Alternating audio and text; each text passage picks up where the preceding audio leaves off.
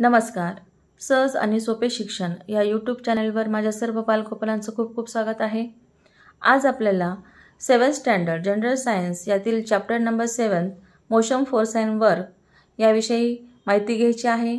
याचे आपण 2 भाग बघितले आहे. त्याचा थर्ड पार्ट आज आपण बघू.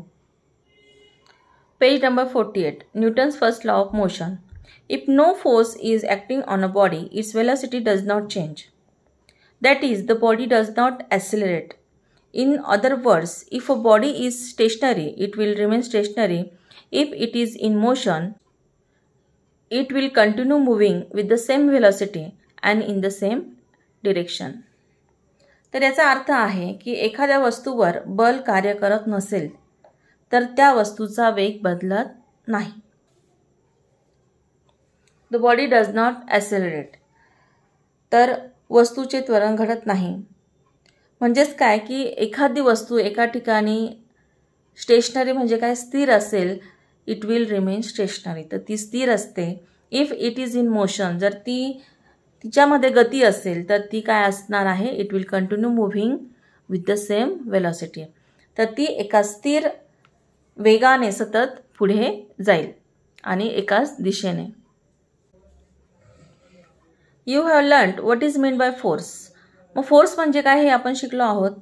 You have seen that a body is accelerated due to force. मग हे सुद्धा पाहिलेले आहे की एखादी वस्तू आहे तिच्या त्वरण जे निर्माण होतं तर ते फोर्समुळे होत असतं. Suppose you place 1 kilogram standard weight, see the chapter on measurement, on a surface with no friction and pull it with an acceleration of 1 meter per second square. The force applied is called 1 Newton.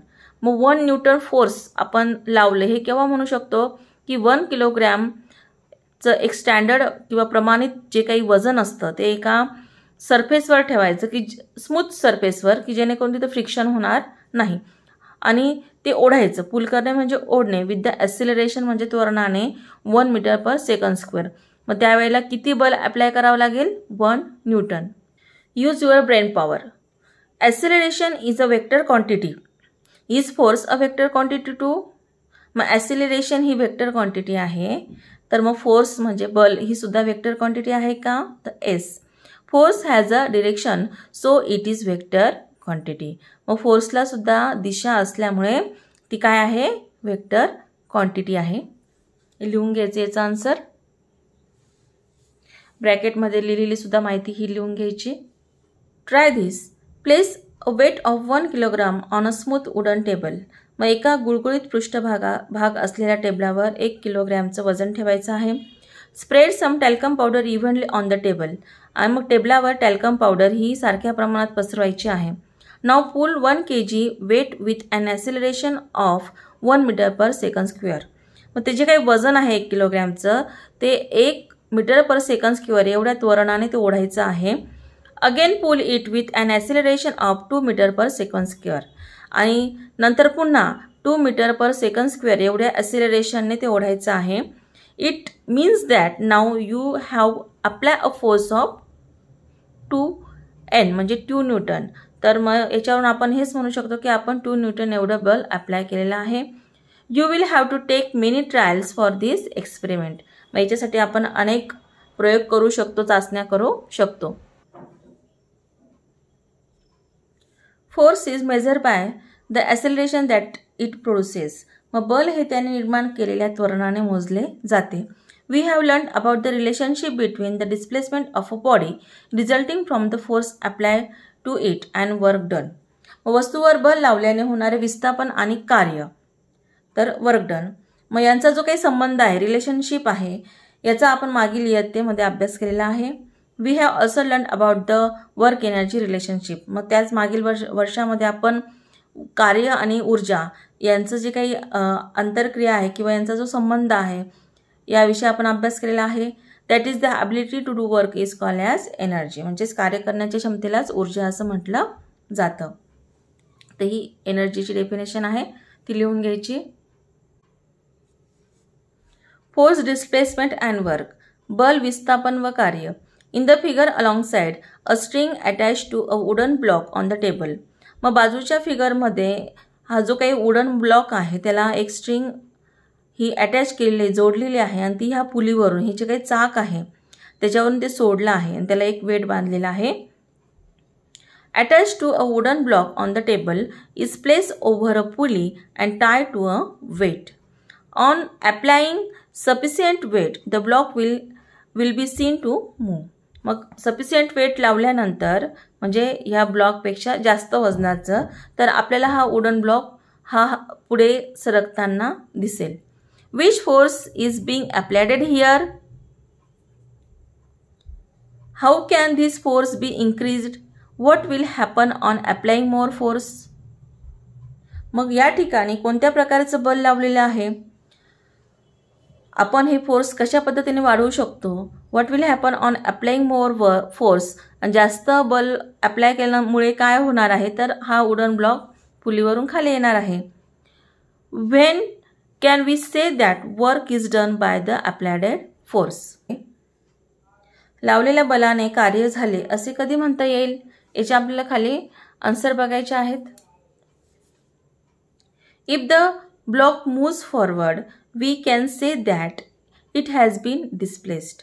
मग ज्या वेळेला block पुढे सरकतो मग त्यावेळेला आपण काय म्हणू शकतो की तो डिस्प्लेस झाला, म्हणजे त्याचं विस्थापन झालं. ड्यू टू द डिस्प्लेसमेंट, मग विस्थापनामुळे we say that the force has done work some work. मग याच्यामुळे आपण म्हणू शकतो की फोर्समुळे काही वर्क घडलं. Can we measure this work, मग हे वर्क आपण काउंट करू शकतो का, मोजू शकतो का.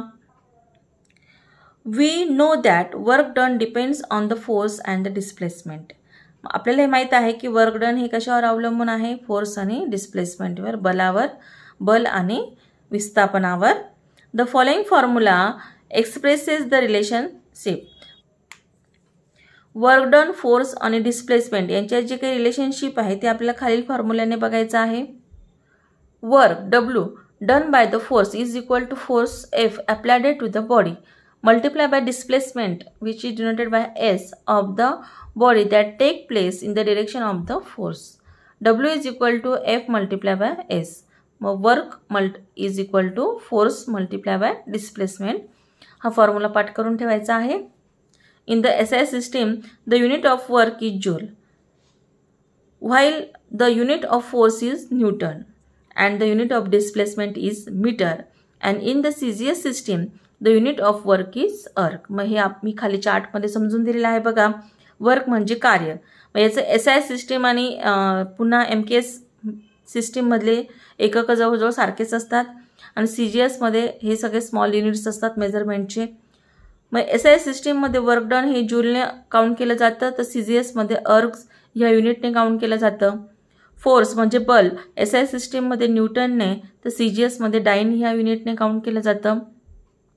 डिस्प्लेसमेंट SI सिस्टीममध्ये M म्हणजे मीटर आणि CGSमध्ये सेंटीमीटर. मग SI म्हणजेच काय, सिस्टीम इंटरनॅशनल. मग या दोन हा जो काही चार्ट आहे हा व्यवस्थित लिहून घ्यायचा. याच्यावर प्रश्न विचारले जातात. मागे एक्सरसाइजमध्ये सुद्धा यावर प्रश्न आलेला आहे. If a force of 1 newton parallel to the surface of the table is applied to a wooden block on the table and the block is displaced by 1 metre, then it can be said that the force has done 1 joule of work. बघा मग 1 Newton इतके बल लावले कशाला तर टेबलावरील लाकडी ठोकळ्याला टेबलाच्या पृष्ठभागाशी समांतर असे 1 न्यूटन इतके बल त्या ठोकळ्याला लावले. 1 मीटर इतके ठोकळ्याचे मग विस्थापन झाले. Displace by 1 metre. The block displace by 1 metre.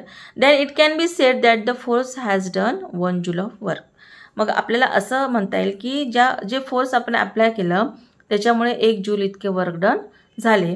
In this example, the displacement is in the direction of the force. मग या उदाहरणावरून झालेले विस्थापन हे बलाच्या दिशेने झालेले आहे. या चॅप्टरचा पार्ट 3 तुम्हाला समजला असेल. ज्या विद्यार्थ्यांनी अजूनही माझ्या ह्या चॅनलला सबस्क्राईब केलं नसेल त्यांनी कृपया सबस्क्राईब करून घ्या. लाईक करा, शेअर करा आणि योग्य त्या कमेंट्स करा. व्हिडिओ बघितल्याबद्दल खूप खूप धन्यवाद.